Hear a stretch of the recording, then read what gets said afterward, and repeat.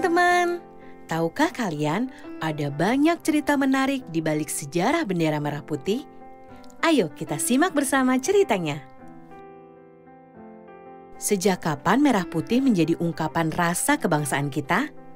Menurut Muhammad Yamin, pahlawan nasional dan tokoh pergerakan Indonesia, warna merah dan putih telah digunakan masyarakat Nusantara sejak 6.000 tahun lalu.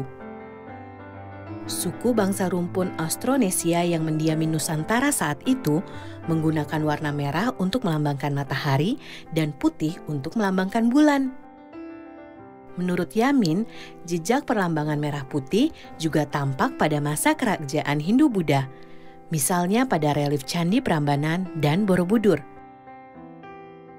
Pada masa VOC dan pemerintahan kolonial Belanda, Pangeran Diponegoro dan Sisingamangaraja XII memakai merah putih sebagai umbul-umbul pasukan mereka. Kisah merah putih berlanjut pada masa pergerakan kebangsaan di awal abad ke-20. Para pelajar Perhimpunan Indonesia di Belanda memiliki bendera yang berwarna merah putih dengan kepala kerbau di tengahnya. Pada tahun 1939, Organisasi Gabungan Partai Politik Indonesia kemudian menghilangkan gambar kepala kerbau dari bendera dan jadilah bendera merah putih seperti yang kita kenal saat ini. Menjelang proklamasi kemerdekaan Indonesia, Ibu Fatmawati menjahit bendera pusaka merah putih yang kemudian dikibarkan pada saat proklamasi kemerdekaan 17 Agustus 1945.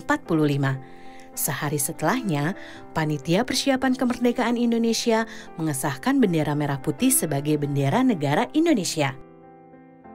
Untuk menjaga kondisinya, sejak tahun 1969, bendera pusaka tidak pernah lagi dikibarkan. Tahukah kalian di mana bendera pusaka disimpan? Kalau kalian menjawab Istana Merdeka, betul sekali. Bendera pusaka hanya dikeluarkan setiap upacara 17 Agustus di Istana Merdeka. Sang merah putih adalah salah satu simbol semangat dan persatuan bangsa Indonesia yang paling penting. Karena itu, sudah selayaknya kita menghormatinya dan tidak sembarangan menggunakannya. Setuju teman-teman? Sampai jumpa lagi di cerita menarik sejarah Indonesia lainnya ya.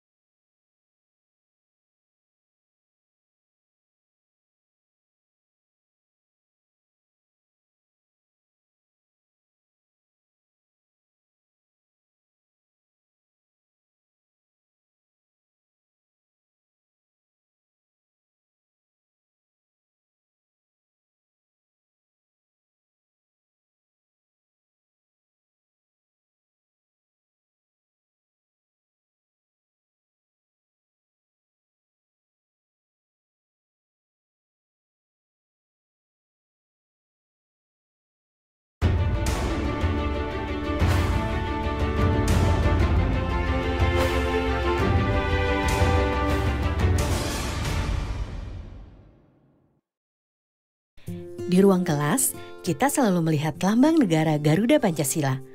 Tapi tahukah teman-teman, kisah di balik tercetusnya lambang tersebut? Ayo kita simak bersama sejarahnya. 4 tahun setelah merdeka, Indonesia belum mempunyai lambang negara. Barulah tanggal 20 Desember 1949, Presiden Soekarno menunjuk Sultan Hamid II sebagai Menteri Negara yang tidak memimpin departemen untuk merancang lambang negara. Hamid lalu membentuk panitia lambang negara dengan ketua Muhammad Yamin dan anggota yang terdiri dari Ki Hajar Dewantara, Muhammad Nasir, M.A. Pelupesi, dan Purbacaraka. Mereka bertugas menyeleksi rancangan lambang negara dari sayembara yang diadakan pemerintah. Dari hasil sayembara, ternyata rancangan yang terpilih adalah karya Sultan Hamid II dan Muhammad Yamin. Namun, pemerintah menolak rancangan Yamin karena dianggap mengandung simbol-simbol Jepang.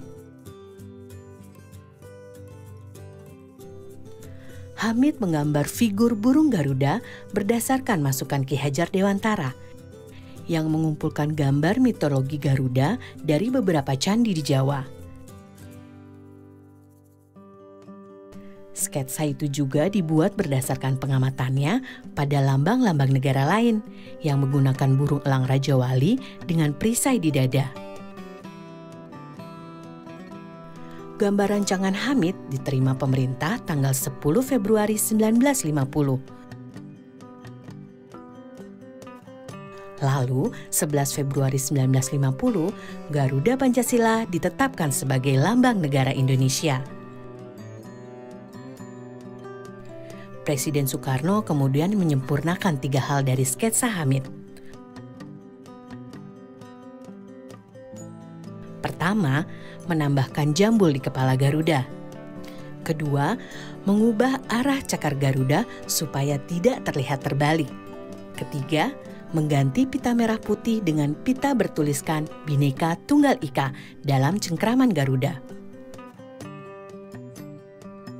Akhirnya, setelah 4 kali dilukis ulang oleh Dullah, pelukis istana saat itu, sketsa karya Hamid menjadi lambang negara seperti yang kita kenal sekarang. Jumlah helai bulu pada sayap, ekor, dan leher Garuda melambangkan tanggal proklamasi kemerdekaan. Di dadanya terpampang Pancasila sebagai dasar negara, dan kakinya mencengkram kuat Bhinneka Tunggal Ika sebagai semboyan negara kita.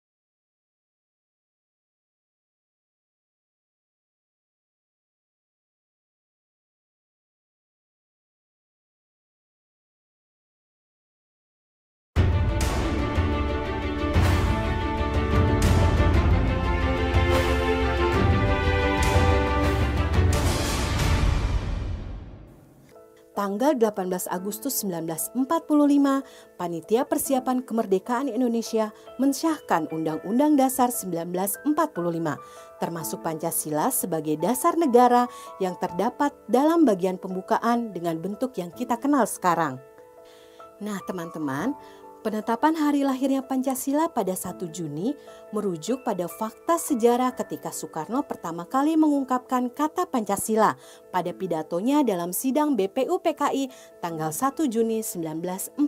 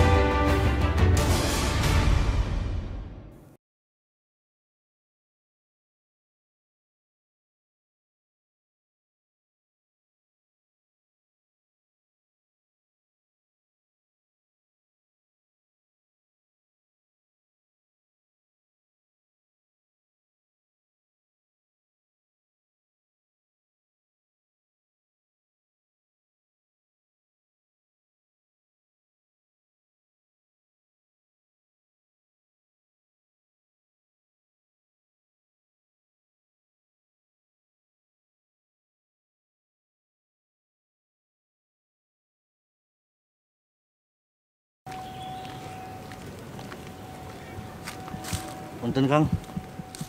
Sono lu. Pipis kok duet. Nah, semoga dengan gini jadi lebih banyak yang memperhatikan mereka, Joy. Keren juga lu, Koy. Keadilan sosial bagi seluruh rakyat Indonesia. Cabut deh. Ayo. Studi banting, studi banting, studi banting. Woi.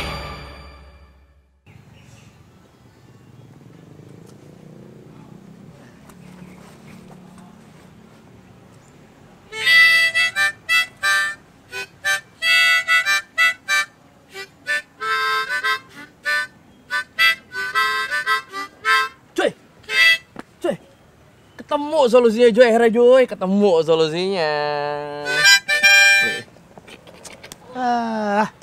Masalahnya aja gua nggak tahu, tiba-tiba lu udah nemu solusinya. Pegadaian mah lewat sama lu, Koy. Enggak. Ini. Gue harus ikutan ini nih. Lihat tuh. Apaan? Bimbel metode Kuman. Kumon. Iya, gue harus ikutan ini nih. Kan selama ini gue belajar fisika, belajar kimia. Tryout gue tuh hasilnya tidak pernah memuaskan. Ini gara-gara hitungan gue tuh lambat, Joy. Dengan gue ikut metode Kumon ini, berhitung gue bakal tepat dan cepat. Nah, ini nih. Contoh manusia Pancasila. Kok manusia Pancasila, Joy? Iya. Butir-butir Pancasila, sila kelima. Gue sila kedua sama kelimanya masih ketuker-tuker. Ini lagi suruh lu sebut acak. Pancasila, sila kelima, butir ke-9. Suka bekerja keras. Jadi malu. Gue tumben banget lu muji gue lu. Ya gimana, kita kan sebagai pelajar itu kan udah kewajiban kita, Joy. Bekerja keras. Tapi nggak cerdas. Sampai kapanpun lu tuh anak IPS, Koy. Identitas lu sebagai anak IPS. Lu ngapain sih soal-soal ikut tryout IPA? Apalagi buat ngejar siapa tuh? Wanda. Ngapain? Sebenarnya passion lu itu di mana, Koy? Ya itu, di Wanda. Mother of my child. Lu nggak usah pamer-pamerin kelebihan lu yang cuma itu doang. Bahasa Inggris? Bukan, PD. Rumah. Ya, tapi keren juga lu ya. Bisa hafal Pancasila sampai butir-butirnya kayak gitu. Ya sebenarnya gue nggak hafal-hafal banget sih. Tapi kita harus hafal semua, Koy. Bahkan kita harus hafal sampai filosofinya. Biar apa? Biar kita nggak kayak orang itu tuh. Tuh.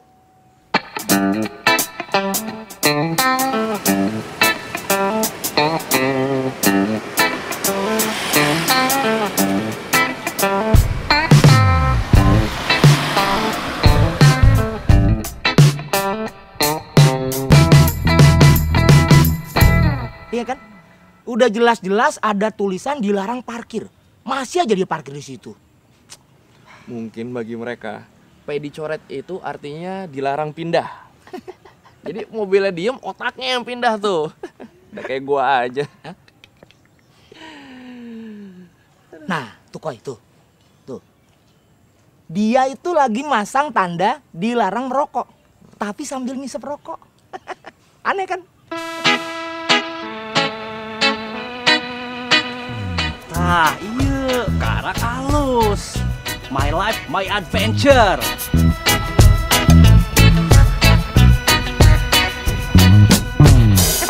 Gimana mau adventure? Napas lu aja bako. Tapi kalau dipikir-pikir, iya juga Ju ya. Ternyata banyak peraturan di sekitar kita yang sama orang-orang tuh dilanggar. Nah, ini karena banyak orang yang gak paham sama Pancasila, Koy. Terutama sila kelima. Keadilan sosial bagi seluruh rakyat Indonesia. Butir ke-8. Silakan Cuy. Tidak menggunakan hak milik untuk bertentangan dengan atau merugikan kepentingan umum. Oh, itu maksudnya apa tuh Cuy? Jadi gini Koy, parkir itu hak lu kan? Iya. Hak lu dong. Iya. Ngerokok juga sebenarnya hak lu, boleh-boleh aja. Tapi kalau semuanya itu dilakukan di sembarang tempat, pasti ada aja orang yang dirugikan Koy. Itu kenapa peraturan itu harus ditegakkan. Biar nggak kayak orang itu tuh Cuy. Pipis kok di situ. Iya. Ntar gimana nyiramnya coba itu? Bukan soal itu. Mudah-mudahan cuma dia lah yang pipis sembarangan. Iya cuy. Punten Kang. Sono lu. Pipis kok duet. Cie, jauh-jauhan cie. Ih, marahan ya. So sweet. Wih. Ngomong apa lu?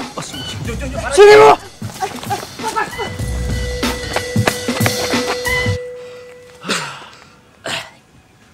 Untung tuh preman sambil pipis Joy. Jadi larinya susah. Untung tuh preman gak multitasking, Koy. Ini jangan Joy. Ayo. Muncul lagi.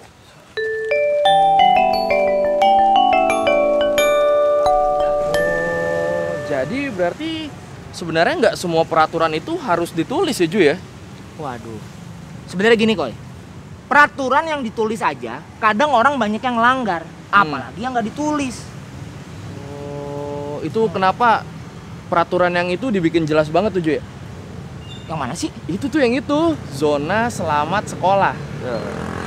Iyalah, karena daerah ini banyak anak sekolah. Kalau banyak tukang dagang kan zona balik modal.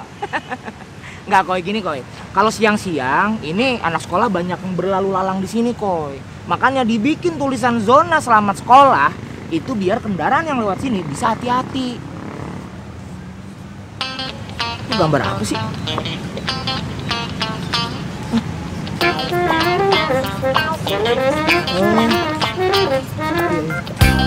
Ju, situ Ju. Koy!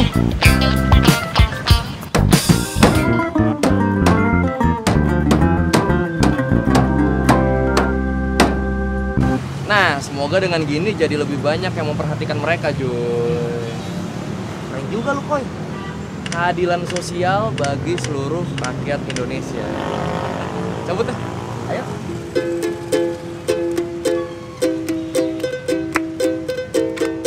Aing teu hayang mikiran masa depan. Rek sakola, rek kuliah, awa duitna. Hirup di zaman ayeuna teh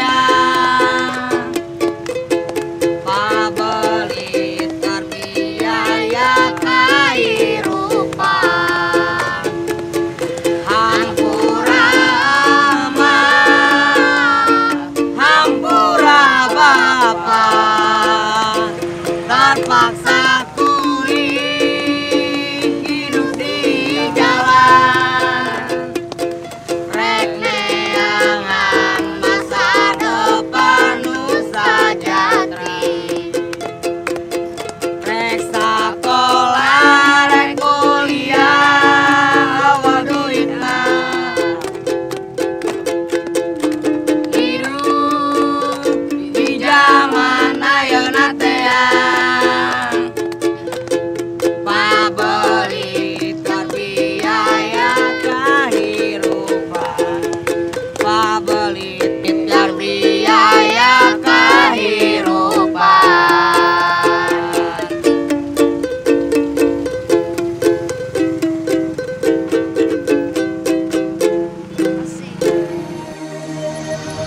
Tentang semua hal yang buat kau bahagia, yang mungkin dapat kita percaya, karena hari ini akan ku buktikan nanti. Maka sudah nonton episode kali ini. Kalau lu suka sama episode kali ini, jangan lupa share ke teman-teman lu. Dan jangan lupa like, komen, dan Subscribe.